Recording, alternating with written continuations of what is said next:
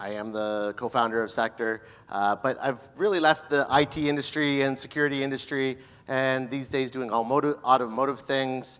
And so this year, I'm going to do a CAN bus talk, because it's no longer enterprise IT, it's all automotive, but I still find myself in front of a laptop pretty much every day. So what I hope you get out of this today is at least a familiarity of how CAN bus works. This is really like in the old SecTor nomenclature of fundamentals talk, talking about how it works and how you can get on the bus, how you can start playing with your cars. Over the last few years, since transitioning out of the IT industry into the automotive industry, I set out to build an all-electric race car, figuring I spend every race weekend figuring out a misfire or some engine management issue. Wouldn't it be great if it just worked? We were successful in building what is the first EV sanctioned for competition use, wheel-to-wheel, against combustion. We were able to develop it to a really decent point where it was able to podium pretty well. We did end up stopping the funding and not being able to bring it totally to market. But you know, it raced across the whole US, and we learned really a lot. There was no used Tesla parts. Everything in it was engineered for the use case. And then we went on and we built like an electric F-250 for a mining company. On the initial slides there, when you saw the F-250 doing a big burnout in a JCPenney parking lot, that was that truck. People are like, can it tow? Is it like it has all the way up to 90 mile an hour, the same wheel torque as it would have with the gas motor it came with in first gear, except it has it all the way to 90 mile an hour, and so it spins wheels hilariously fun. Makes my Duramax seem like not so fast after all. Also there's the King of Hammers rock climber that we built, and the Sierra car that we were involved in calibration and tuning on, which is a rallycross cart. So we did a lot of EV things, but we also did motor swap things, you know, your engine swaps and what have you. So you want to put a Hellcat motor in a whatever, you know, you're going to have to do integration, assuming it's not just an old vehicle.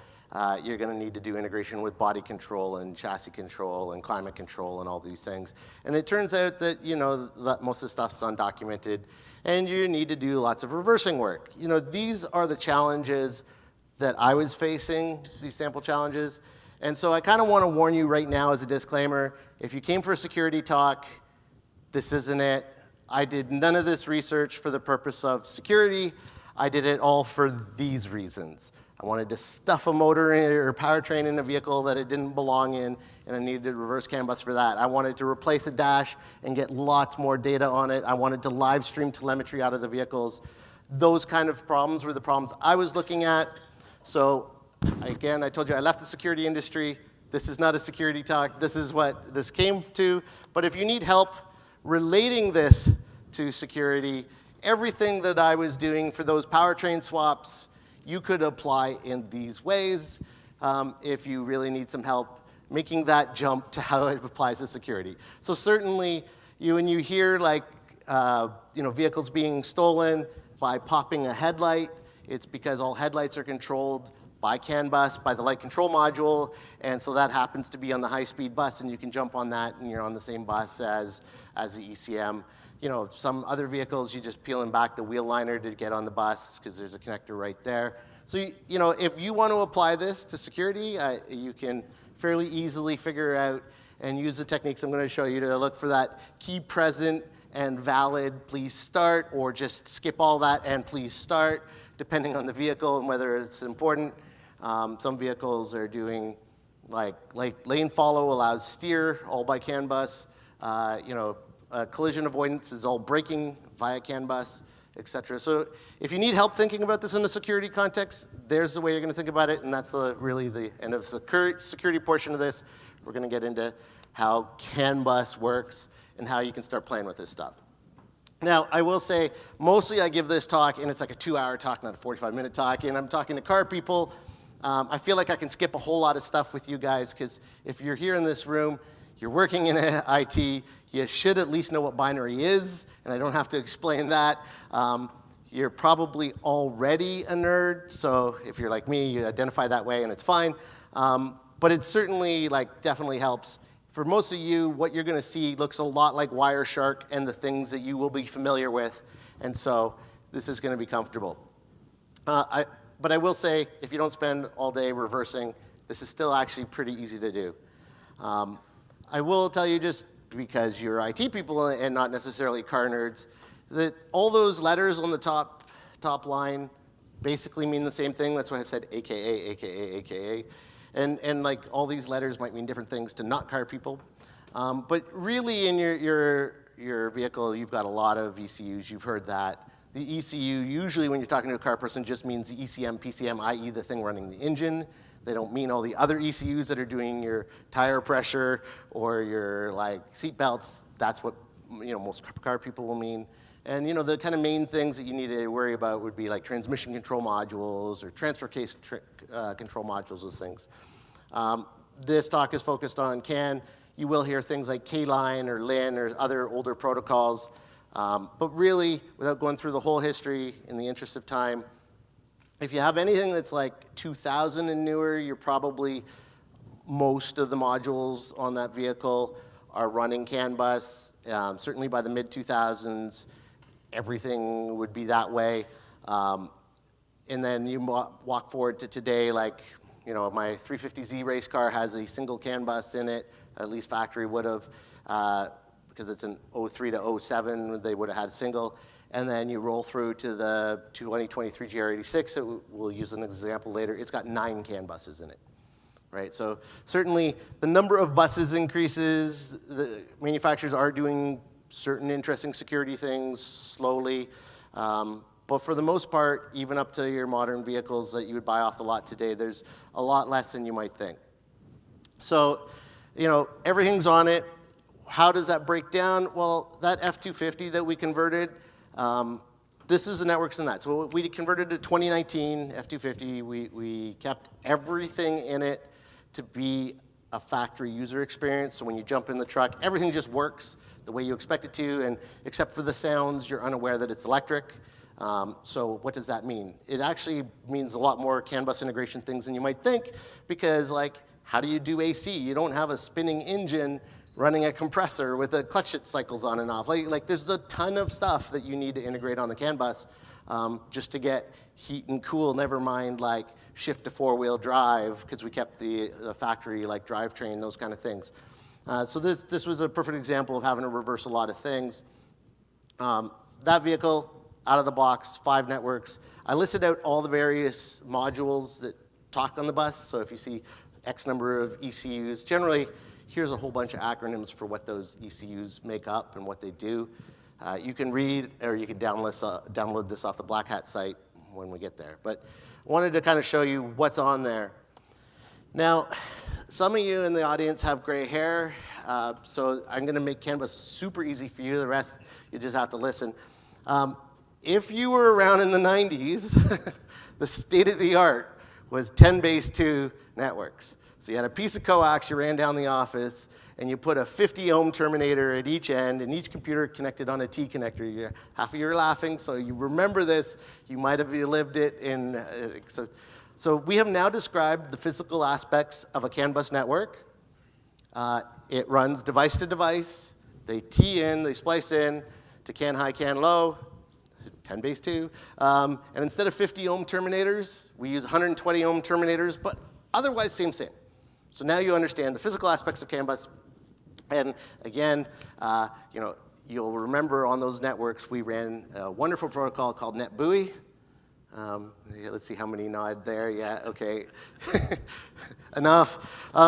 So for those who don't know what NetBUI was, here's how NetBUI worked. CAN bus works, same. It's a broadcast-based protocol. So if you want to say something, you just say it. And imagine going to a party and just like, you don't care who you're talking to, you just start talking. And if somebody's interested, they'll listen. But you don't care if anybody does, and that's really what happens. So on a CAN bus network, there's some rules. You make the important stuff talk at a lower ID, and the less important stuff talk at a higher ID. But for the most sake, just broadcast. If I say something, I say it. If somebody's interested in listening, they'll listen. But I have no idea whether they did. There's no SYNAC type approach. And so that's you now understand the basics of CAN bus. I mean, I can get more detailed, but we don't have the time for that. What you do want to understand, and this is where all of you will have a major advantage over the average car person that we're trying to explain this to, is binary. And I mean, you guys all know the difference between binary and decimal and all the rest. But just like as a quick reminder for those who haven't played with it lately, you've got the 8-bit position, like in a byte you have 8 bits. Those bit positions are all worth something. The first bit, if it's turned on, it's a 1. If the fourth bit's turned, the fourth bit, i.e. bit 3, is turned on, that's an 8. In this case here, bit 3 is turned on, bit 0 is turned on, 8 plus 1, 9, right? That's the decimal value. This is kind of really important. I know it's fundamental, but like super important to understand when we start looking at these traces.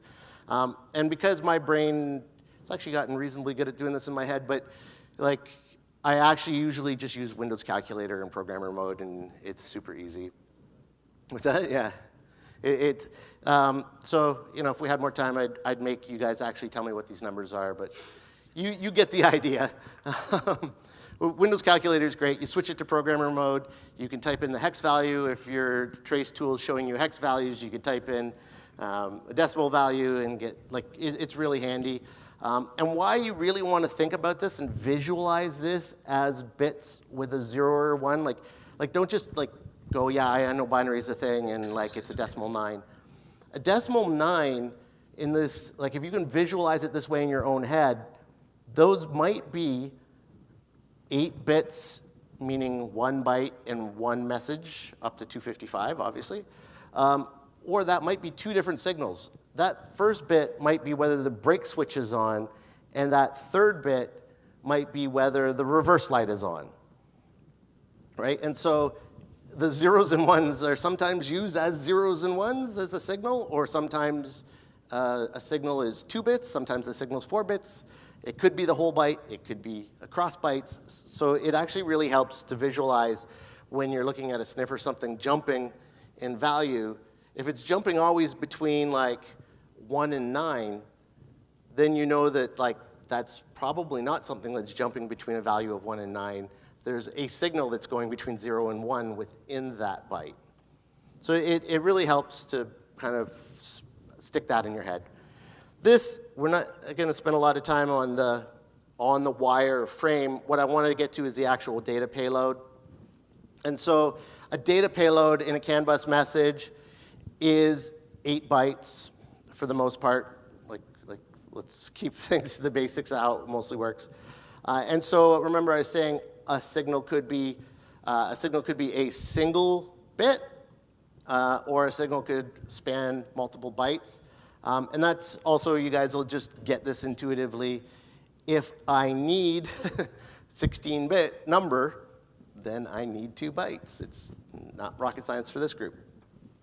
This is actually a real CAN message from an AC compressor. That's an electric AC compressor.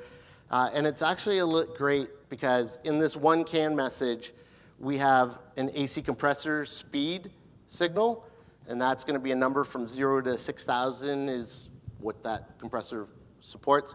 So to get a number of 6,000, we need 16 bits, ergo the first 2 bytes. Byte 4 there, you'll see, is actually a whole bunch of yes, no type things. So rather than using a byte for it, it's simply using a bit for each number. These are what CAN messages look like. It really helps when you can visualize them. So now that we know a little bit about what a message looks like, well, how do we go see them? Because, magic happens in a car. So it was funny. I just mentioned to Kelvin, I was pulling stuff out of my laptop bag. I'm I didn't even think to bring props, but I literally just travel with this stuff all the time now because I do that kind of stuff. So the image on the screen, I just travel with it now. This is a PCAN adapter.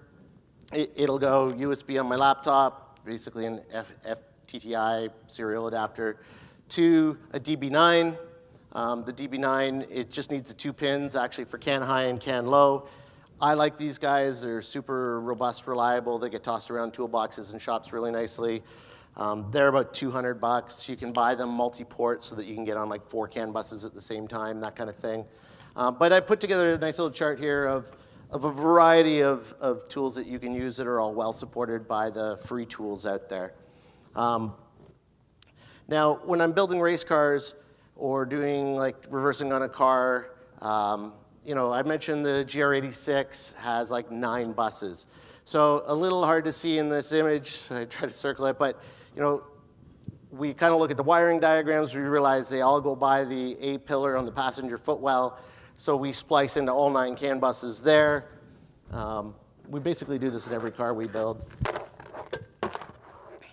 Throw in a Molex connector, right? Splice out all the buses out to a Molex so that we can get on all 9. And then, you know, actually in this case we only needed 5. Then we can break out to the DB9s we need. It's really just pull the CAN high, CAN low. It's only 2 wires for CAN. And then I can plug that into whichever bus I want to jump on to start sniffing. So we just make these cables, super easy to do.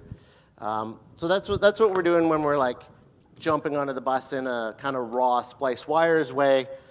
But for the most part, especially if the vehicle's a little older, I'm going to say like the newer vehicles, and depending on the manufacturer and the model line and blah, blah, blah, they've stopped presenting the CAN bus at the OBD2 port. So the onboard diagnostic port is what you're all familiar with seeing. You know, that's like always usually right under the steering column, driver's side, kick panel, somewhere around there usually. The OBD2 port. Now pins 6 and 14 on this port are always like the diagnostic CAN bus. And so like that's always going to be true. Historically, like that Nissan I mentioned as an example, 6 and 14 just put you on the only CAN bus in the network. There was like just you're straight on the bus with everything. Even like my 2021 Duramax brought those straight, like the GM's high-speed bus straight to the OBD2 port. My 2024 Duramax does not. So a lot of the new vehicles will have a CAN gateway. Ford's newer vehicles, the CAN gateway and the OBD2 port are literally a single device. They call it a smart plug kind of thing. You can usually find all the CAN buses on the vehicle going into the back of that box and splice in there. You know, a little bit of effort, you can usually find the connector. I found like a number of manufacturers tend to use stereo connectors going into the OBD2 gateway, those kind of things, because they have lots of wires in them. Like you can usually get a splice through splitter there, so you don't have to hack up your vehicle at all. I've got Ford and GM examples here because I've spent some time with those, but you can find this very easily in any service manual for the vehicle, what the pinouts are. So there's a spec that says like 6 and 14 must be the diagnostic lines, but then there's like some pins that aren't specified in any standard, and it just turns out most of the manufacturers are using like 3 and 11, and what's the other one there? I can't remember, but you can read it off the screen. Like, and so like I tend to just make a connector, go onto Amazon, buy a OBD2 with pigtails, so you have 16 wires hanging off this, and then I just break it into however many DB9s I need for that vehicle. That tends to be how I like to get on a bus in a vehicle where I'm like, I promise I'm not gonna mess up your vehicle. Can I plug in with my laptop? It won't break anything, I swear. That tends to be the easiest way versus like, I'm just going to cut this huge bundle of wires by your A-pillar. Trust me, it'll work when I'm done. So that tends to be what I do. You know, again, I'm going to skip through this in the interest of time, but the result is a cable like this and going out to a DB9 so that you can plug into your laptop and go from there. So now you've got a cable, you're hardwired into the CAN network. Now what? Well, now we want to see what's happening on the CAN network, right? So we're lucky. There's a lot of tools out there, really a lot. And then this doesn't even include the paid-for list that you can spend real money on. But SavvyCAN, to be honest, I've played with almost all of these tools, and I just keep coming back to SavvyCAN. Like, especially the latest builds, it does everything that I need to find on a bus. It's got great tools. It's got great visualizations, because it turns out I'm not half as smart as I think I am, and so they really help. And so that's what I use. So the demos you're going to see, the next slide's going to be a demo of SavvyCAN. Before I get into the demo, I would like to preface that I did a great demo in one of my race cars, pulling up all this stuff on the bus, and then I did something stupid and lost those captures. We'll just leave it there, and I was nowhere close to the race car, and I had to present this for a car club the next day, as is typical. And so I literally went, long story why I didn't have any of my vehicles to jump in, to my neighbor and said, "Could I borrow your CRV?" He's like, "I know better than to say yes." and I'm like, "Really, Paul? It will be okay. I promise. If I break anything, I'll fix it," which is, I have a pretty full service shop. So he was like, "Okay, that's a good deal." And anyways, so I give you that context because it's actually, I haven't replaced these demos with more polished ones because it's kind of fun and interesting to see me sit in this vehicle for the very first time, no pre-knowledge of doing anything Honda at that point. This is literally a one-take kind of demo, so it's kind of gives you a sense of what's involved. And with that, we'll start the demo. I'll start with connecting. connecting. Right now, we're sitting in my neighbor's Honda CR-V because that's what I had sitting around to build this demo with. And we're just going to load SavvyCAN. So SavvyCAN, you unzip it, run the executable, and we're good to go. First thing we're going to do is set up our connection. So we need to open a connection window here, and then add the device that we're using. So in this case, we're using a PCAN adapter. So we'll select that, and it should find it here on the USB port. Create the connection. The speed here is important. Almost everything commercial is 500.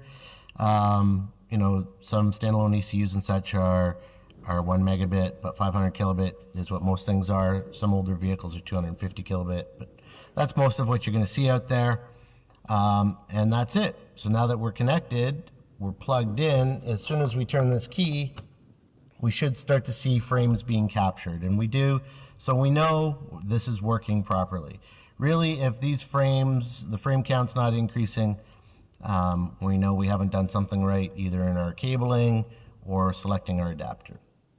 Now, right away, we haven't started this vehicle yet, but we have a lot chatting on the bus. As a matter of fact, we've got 1,300 plus frames per second coming along here. So let's just start with some really easy things. Let's say we want to find the brake pedal on this car, and we want to know when it's pressed without, splicing into the brake switch or anything like that. So let's just start there. Most vehicles, we shouldn't need to actually start the vehicle to do this. So let's see how that works. If we go to Tools, we'll go into Sniffer. And now we see everything that's broadcasting on the bus and everything like the actual data rendered as hex. So each PID, each ID on the bus is listed there, and all 8 of the bytes within that message are being displayed. Now we see there's a lot of stuff not changing, so that's interesting. That doesn't really tell us right now if it's our brake switch or not, is one of those things. But we do know there's a lot changing. And since we haven't pressed the brake yet, we know none of those things changing is representing a change in the brake status. So what we're going to use is this notch feature and this mute feature. We're going to say every time we notch, which means like ignore what's changing now, all the things that are green are new changes, red are like old, like disappearing. So we're going to mute, and then we're going to notch. And basically, I'm just going to sit here and click notch to think of that as like ignore. If it's changing right now, ignore, ignore, ignore, ignore, ignore, ignore, ignore. Now at this point, we might still see something change. It's like a CRC check or something like that. But mostly it's stabilized.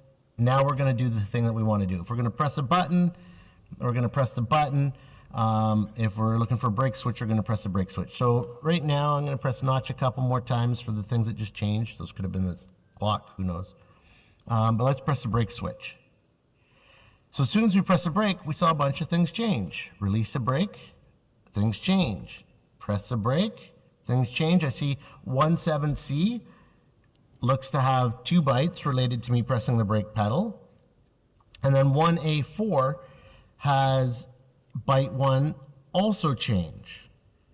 So those seem to be, as I keep pressing on and off the brake here,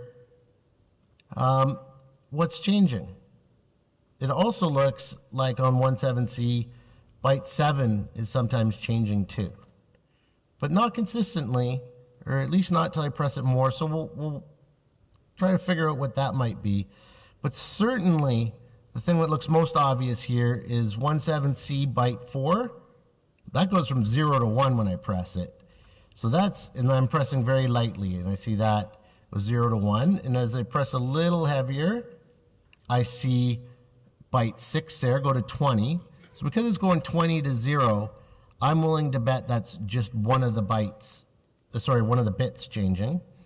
And then as we lay into this a little bit more, on 1A4 there, we can see the number go up. And as I keep laying into it, that number keeps getting bigger and bigger. So I'm going to guess that that's brake pressure because it's not a toggle. But now let's start the vehicle. So I'm going to turn the key here and start the vehicle. And now lots more is happening on the bus. So we'll delve into that in a bit, but we're going to start notching again to ignore all of that while carefully not pressing the brake. So now I'm going to press the brake. Boy, does it press a lot easier with power assist. I see byte 4 and byte 6 of 17C changing. But now, this is interesting, 1A4, byte 1 changes just like it was before. But as I press harder and harder, now that I've got power assist, eventually byte 0 changes too. So what's that tell me? That tells me that really is going to be brake pressure. 1A4, that byte 1 changes with just light pressure. And then as I get heavier into the pressure, then I see byte 0 changing. Now, with byte 0 changing, first just to a 1, and then as I really lean in as hard as I can into it to a 2, that tells me something else. That tells me that brake pressure is a 16-bit number. It's covering these 2 bytes. And it also tells me the bit order. It tells me that the number is a little endian number, meaning the bits start at byte 1 here and go to byte 0. So it's most significant byte is the lowest byte. So that's really a fair bit just from looking for the brake on this car. Okay, so I mean, this is why I keep this demo, because it's literally a one-take record of a vehicle I've never sat in. And I mean, yes, we went for some very simple things, but they start to jump off the page at you, right? When you start to see this byte change and then start to break into this byte, then you know the bit order, then you know it's a 16-bit number. You just intuitively know you're not going to get brake pressure in a number 0 to 255, so you kind of know it's going to be 2 bits. So there's things that you kind of just know doing this stuff, but there's also stuff that jump off the page. So now I'm going to, I guess, the next demo here with SavvyCAN, this is how we would find stuff. If we're looking for steering, we're going to cause steering to happen. If we're wanting to see an acceleration or an engine load change, then we're going to do those kind of things to look for them. But the sniffer view is really good for things that didn't exist and then start to exist or change state, right? We're going to talk in one of the upcoming demos about finding things that are constantly changing. But first I want to also say, sort of show you how you can find things that you discover or want to validate.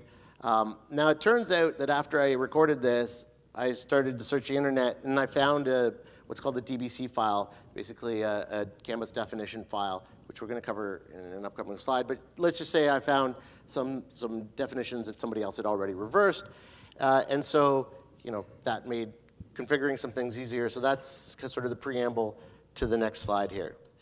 Now, in the case of the CRV, I was actually able to find a fair bit on OpenDBC. So if I go to DBC File Manager, I actually found the CRV here, 2016. This one's a 2019, but hopefully a lot's the same. And we added it and label functions. And then now suddenly all these PIDs here are labeled. And more importantly is whatever's in that DBC file, we can now go into Signal Viewer. So in this case, I'm going to load the view because I just threw one together quickly. and grabbed a few interesting points out of the DBC file. So our shifter, we can see that. Now if I go actually to change the shifter, I just put it in reverse, neutral, drive, back to park, steering angle. As I grab the wheel and turn it, it's working.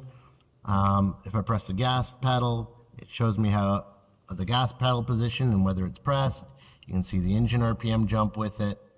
And then brake pressed, 0 or 1, and then user brake.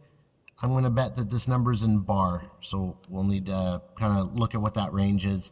If we think back to our sniffer, really what we would do is look at those 2 bytes, take it as a 16-bit number, we would not press it, and we would press it all the way, and we would have the range of pressure. And really it just needs to be a scale. We don't even need to know whether it's bar or PSI or kilopascal for most applications, but certainly useful if we can dig that out of the internet or coincide it with another sensor. So that's kind of how this works. It's actually really, really helpful to be able to go through here, pick things out of a DBC, and then look at the signals that we do have. It'll help make things a lot faster when you're reversing, because now you need to look for the things that aren't known versus the things that are known. I'm going to say it also helps in a number of other ways. One, no matter what you're doing, you're going to create your own DBC because anything you're going to feed the things you reversed into is going to need a DBC to action on, and that's sort of the universal way to pass it around. And this is a great way to validate that what you just reversed is actually true and the numbers are coming consistently, is the signal viewer. The other thing is if you find the vehicles in bar, pretty much all your pressures are going to be in bar. Like you start to see rather rapid patterns. Manufacturers tend to do things consistently across vehicles and across signals. So it really helps if you find something out there that's been reversed to extrapolate the knowledge from that across, and that's a good way. Now, I mentioned things like finding RPM or some other things. There's some nice visual tools in there that are also I want good. to show one other way that we can find things like brake pressure. Now, it was easy to find which bytes of brake pressures were in the sniffer tool. I got to be honest, I find most things with the sniffer tool. But another way to do this is with frame data analysis. In this case, we've loaded the DBC, so the things that are known are actually labeled here. And with our basic sniffer, we had already figured out 17C was where we were seeing the brake switch on off, but then we were also figured out 1A4 was the PID that we saw the brake pressure jump. But here's another way to kind of validate it. We see in these boxes here, bytes 0 through 7. And remember, we saw 17 jumping in value each time we pressed the brake pedal. And you see that here in this graph. Every time we press the brake pedal, it jumped from 0 up to 255 as a value, right? That's the range of a byte. So, if we were going to use this tool, what we could do is through each one of these PIDs, look through each byte, and you get a clean trace, stab the brake pedal hard 10 times, and then look through each one of these traces, look for a byte where you see 10 jumps in the graph, and you'll know that that's your brake pressure. So that's another way that you can go find brake pressure. That's not a bad way for finding things that are going to be changing all the time, like engine RPM. It's going to be at, say, 1,000 RPM at idle, and then, when you floor it, you bring it to 4,000 RPM.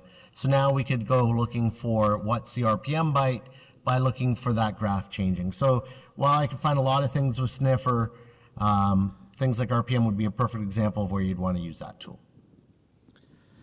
So that's a quick introduction of using the SavvyCAN tools. I'm sure you can kind of extrapolate that forward into all the things you might want to look for on a bus that a vehicle's passing around, whether it be tire temperatures or pressures or ABS inputs, any of those things.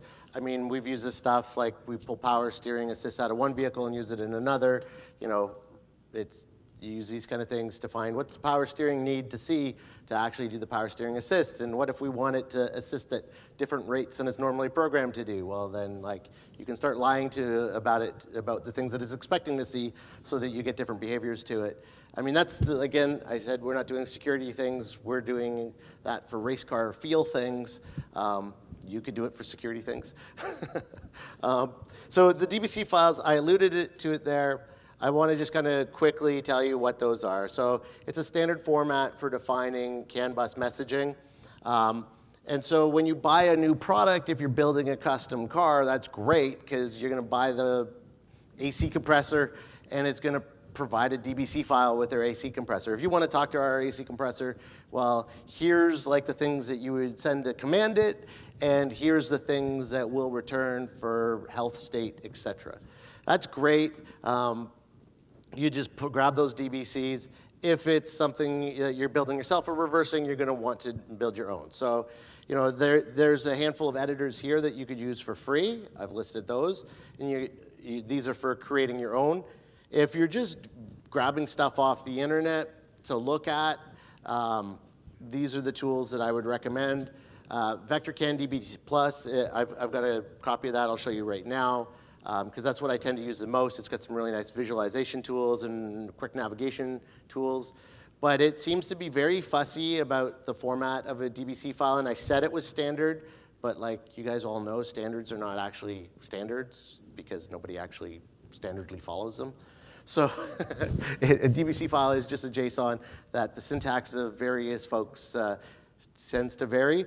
I find CSS Online Viewer is A, online, no software to install, and B, seems to be very tolerant of every flavor of syntax misbehavior that you could possibly send it. So that's quite handy. Let me just really quickly, okay, this is where it gets dangerous. I've left the presentation. But this is a look at a DBC file. This particular one's a DBC file that came with a VCU that we use in some of the EVs. But I wanted to show you this to show you like a single message in this one, VCU states 1 is the CAN message. That's like literally one single CAN message, which is PID 2F08. My eyes are not good enough. But that's the PID number of it. Those are all the signals on the right side in it. So you can see here that the run mode state, the drive mode state, these are start at bit 8 and go for a length of 2 bits. What the values of those are, oops, let's go here. Of course, it opened on this screen. Then we can actually see, the value. It's only 2 bits, so it can't hold that much. It's a 0, 1, 2, and those are the actual values of what 0, 1, 2 means. So it's great when you buy something, you get this level. Again, when you're doing reversing things, some reversing things you don't actually have to do the hard work. You can go find documentation. Or if you find documentation of something from that supplier and it's used in this vehicle, like literally the automotive industry changes slower than anything you've ever seen. If it's used one place 20 years ago, it's probably still used in the current vehicle. And the manufacturer that's doing that subpart is probably doing it across all the OEs they provide to.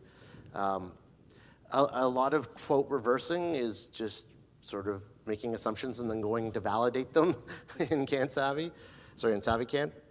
But this is what happens if you get something that's actually documented. You actually get useful information that you can extrapolate. So that's roughly what a DBC file looks like. Messages are made up of signals, and the signals all start and end at certain bit lengths. So that's super handy. That's what a DBC editor is. If you are looking for them, places to start, yes, GitHub is probably the best place to start because pretty much anybody who's done reversing has done them on GitHub, or published it there. OpenDBC is a huge repository of, Subaru, Ford, GM, those kind of things. There's really a lot out there. So we covered this. Now I want to just kind of take this one step further, which is useful in certainly our custom car builds, is bringing more things on the bus. Now that you're pulling all the things off, the factory CAN bus, what else can you put on the bus? Well, again, security stuff, you might just want to find a microcontroller and add things to the bus. In my case, I actually care about data collection and telemetry because race car, and so we end up adding a lot of things that are already analog or not on the bus, or we're adding sensors. A car might just have an oil pressure switch for if it goes too low, but we want to know the actual oil pressure all the time.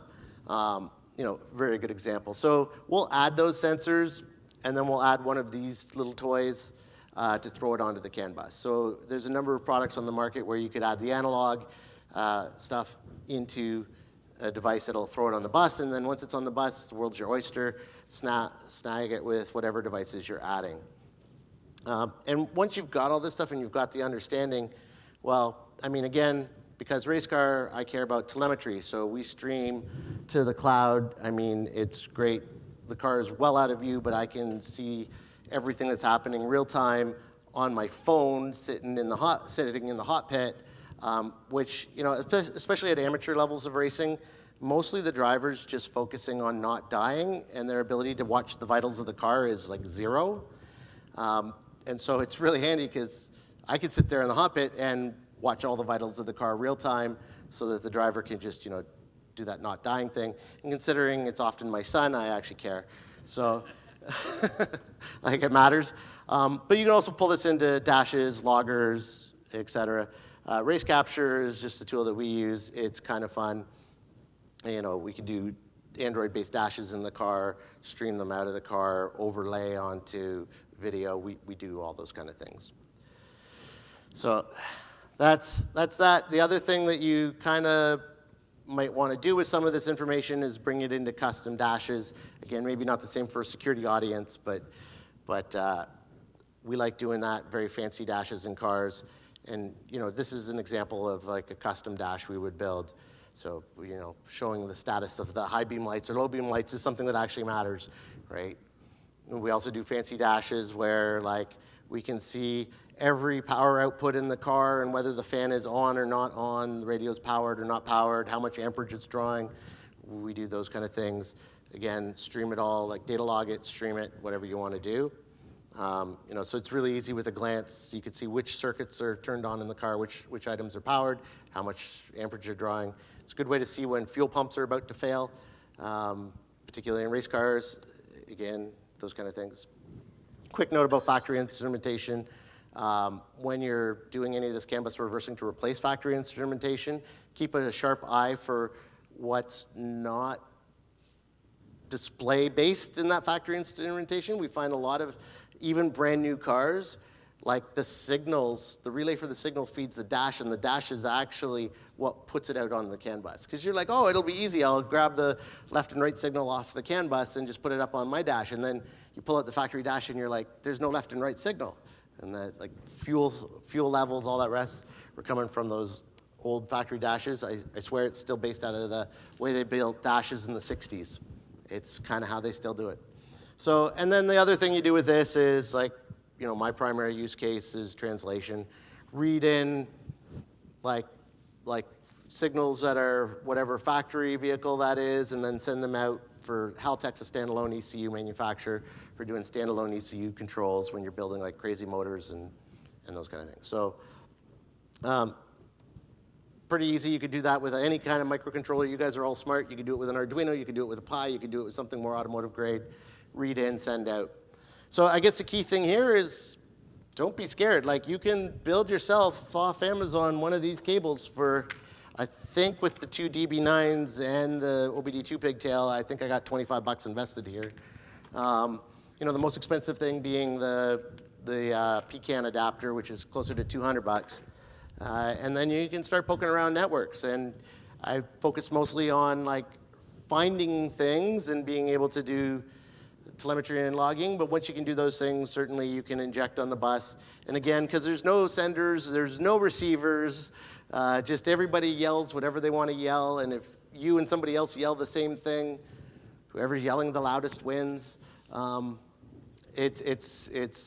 can figure out the security implications should you choose to, or just stuff big motors into things that weren't meant to be in like I do. So hopefully you guys enjoyed that talk.